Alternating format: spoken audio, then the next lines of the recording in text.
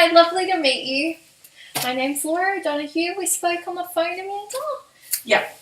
No worries. It's lovely to chat to you. I just thought it'd be best to meet in person. I thought we could just discuss the concerns you have and see where we can go from there. Sounds good. Yeah, thanks for meeting with me today. No worries. I'm more than happy to. And you got here okay? Yeah, I did. So I had a good run in actually. The traffic wasn't bad, and I was a bit worried about getting a parking spot, but I managed to get one, so that was really good. Always a concern in this area. Let Yep. me tell you. Battle every day. Yep. Me to myself, so. Okay, yeah, yep. I get it. Yeah, at least I'm only here for an hour or so. Yeah, definitely. And the weather's been beautiful, hasn't it? Oh, Have you been enjoying it? Yeah, it's really lovely. Yeah. Yeah. I love this time of the year. Not too hot, not too cold. Yeah. Yeah, very nice. Yeah. And do you need a glass of water or anything? Yeah, actually, I'd love a glass of water, thanks. Worries. And how far away do you live from here? Very far? It's about a 20-minute drive. Okay. Yeah, depending on the traffic, it could be, I guess, between 20 and 40 minutes. Yeah. Depending on the time of day. That's Sydney for you. Yeah, that's it. No worries. And you're comfortable and everything? Yeah, thank No you. worries. That's good to hear. Well, we'll get into it. Not to hold you up. Yep. Just thought I'd say, first off, just to start all of this, that anything you do say to me today, all covered by confidentiality. I will only share it with my colleagues and I, unless I'm compelled to by law or you instruct me to. Okay. So, All right. from the That's good to get-go, know. Yep. any questions about that at all? No. That's all good. If you do think of something later, just let me know. Okay. And anything we discuss, anything I say, interrupt me at any time if you need to, and ask anything. Don't think anything's out of limits. Okay, that's great to know. Thank you. Have you seen a lawyer before? No, so I'm feeling a little bit nervous, but no, I haven't. I know it can be a bit intimidating, but it'll become more natural. We're honestly just chatting today and just trying to figure out what you're concerned about and how I can help with that. So Okay, yeah, that's good. Yeah. don't Thank you. be too worried. Yeah. No worries.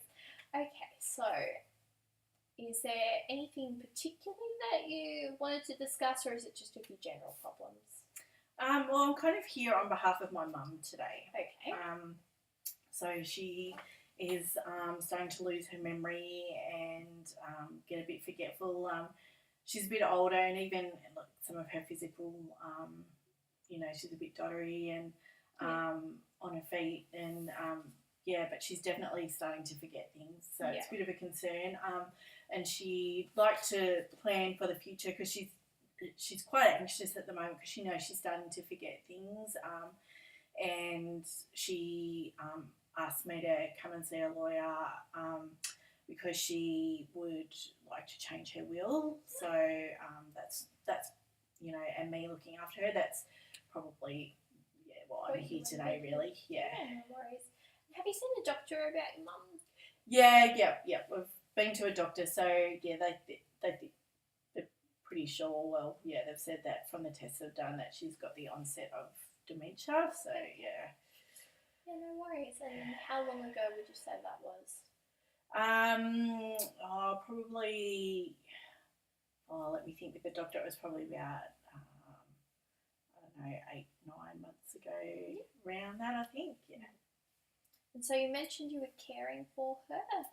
Yeah, so I've moved in with Mum and I'm looking after her full time. So because she is getting pretty forgetful, so I've got so I've done that to none of my brothers and sisters were doing anything, and she really needed some help, someone to look after her. So yeah. Has she always been a fairly forgetful person, or No. recently? Not overly, a little bit. I mean, there's 4 of us. There's me and I've got 2 sisters and a brother, and she used to get our names muddled up and stuff. But beyond, I don't know, every now and then I think she'll lock the keys in the car or something like that. Yeah. But beyond that, not like she is now. Nothing more than what you just So things like she'll want a cup of tea, and I'll make her a cup of tea, and she'll drink the cup of tea. And 1 minute later, she's saying, "You haven't made me that cup of tea. I want a cup of tea." Yeah. I'll say, "Mum, I've made you the tea. You've drank the tea." And she'll say, "No, you haven't." And she starts blaming me. And then I make her another cup of tea, and she drinks that and says, I asked you to make me a cup of tea, 20 minutes ago. You still haven't made me a cup of tea, and she's already had 2 cups of tea. So just stuff like that. Must be taxing on you. Yeah, it can get frustrating. So I feel like I'm looking after her and doing everything, and then she, is always kind of, oh, you haven't done this or you haven't done that, or that's been part of the thing too. Like, she's accusing people of, taking her food when she's eaten it, and she forgets, and moving her stuff around and taking her stuff, and like, that's not happening. She's just not remembering. So yeah, it's definitely getting worse. That must be hard, going from seeing your mum as a child and then to seeing her like this. That must be emotionally taxing. Yeah,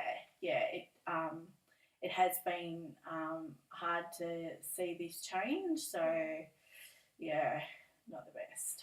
And so how long have you lived with your mum? 6 months. About 6 months, yeah. You said you moved, so were you thinking about moving that before, or was it a health condition or something else? It kind of worked out best for both of us. Okay. I actually was living in Victoria. Okay. And I was working as a childcare worker, and the childcare centre I worked for closed down. Okay. And so I lost my job, and then I'd realised, like, I hadn't seen Mum for a while, but just from phone calls and stuff I could tell that, she was forgetting stuff from what she was telling me and what she was saying on the phone, and not remembering our phone calls and stuff. And I thought, okay, I think maybe it would be good to move back to Sydney and move in with Mum. So, and it kind of worked out really well too, because, I'd lost my job, and so the timing was good, yeah. And are you her full-time carer? Yeah. So, I looked for a job when I came back, but it didn't take me long to realise that I had to look after Mum. Yeah. Yeah, so, yeah. Do you get any financial assistance with that? I'm getting a carer's pension now. So Mum gets the aged pension, and I'm getting a carer's pension. It's not very much, but At least you have the support of your mum's home and all of that. Yeah. And are you in contact much with your siblings? Not overly. It's always been a little bit strange. So I've got a sister, Kate, in Western Australia, and none of them helped. So, it kind of worked out well that I've moved in with her. No one was doing anything for her. So, yeah, I've got my sister, Kate. She's in Western Australia. She can't do anything. My brother, James, and his wife, Geraldine, they live close by, but they've got a couple of kids, and James and Mum never really get along, and my sister-in-law doesn't like my mum at all, so they're not going to help. So yeah, it's and they kind of, when I moved in with Mum, they think I'm taking advantage of Mum. Okay. So that has caused some strain. Whereas, so with these changes with your mum's will, do you think that will worsen that relationship for you and your mum, or alienate your mum? Yeah, well, Mum's kind of she's doing this because I'm the one that's stepped up and is looking after her and put my life on hold, so she wants to compensate me for that. And, with my siblings, I weren't doing anything or seeing her or anything for Mum anyway, and with them and myself, like, they're already kind of, saying that I'm trying to manipulate Mum, but they're not even doing anything, so I don't see it's going to change in any way. Yeah, okay. Yeah. And would you in future be willing to have your mum come in and have a chat to us, or? Yeah, we could probably do that. It would just depend on how Mum is on the day. Okay. Yeah. So you find that your mum's condition isn't always as good as other days, or? Yeah, sometimes she can be a bit more anxious and forgetful on some days than other days, and other days she's, she's not so forgetful and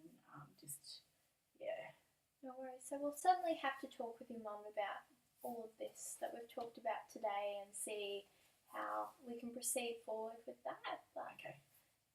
All go right. from there. Okay.